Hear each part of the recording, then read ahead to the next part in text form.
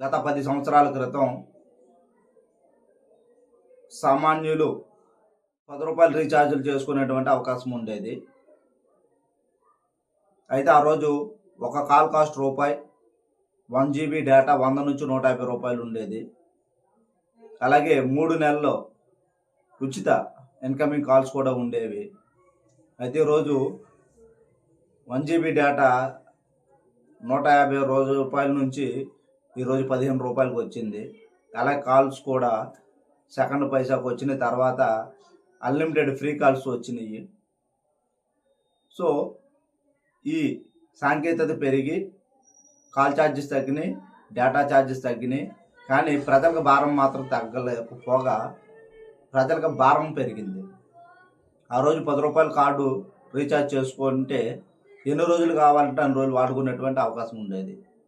అలాగే ఈ mobile data కూడా వాళ్ళకి ఎన్ని రోజులు కావాలంటే అన్ని రోజులు వాడుకునేటువంటి అవకాశం ఉండేది.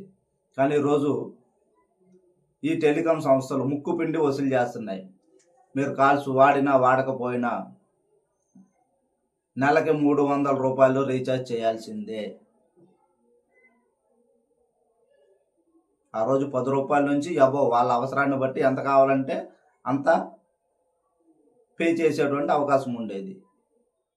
అలాగే అన్లిమిటెడ్ డేటాలు ఇవ్వడం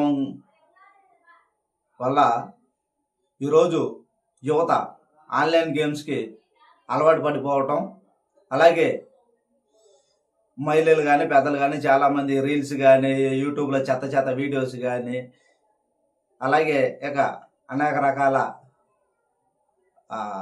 డైవర్షన్స్కి ఇదయ్యి ఈరోజు ఇల్లీగల్ అఫైర్స్ అంటే సంఘ విద్రోహ కార్యక్రమాలు కానీ ఇలాగ చాలామంది జీవితాలు విచ్ఛిన్నం అయిపోతున్నాయి.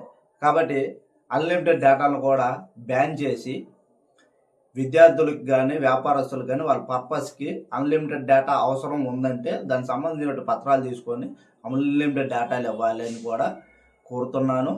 అలాగే నేను మాట్లాడిన అంశం కరెక్ట్ అనిపిస్తే దీన్ని ఈ కేంద్ర ప్రభుత్వం మరియు టెలికాం సంస్థలకి చేరి దీనికి ఒక మంచి పరిష్కారం దొరికే విధంగా దీన్ని చేరవేయాలని కోరుకుంటున్నాను. జై హింద్.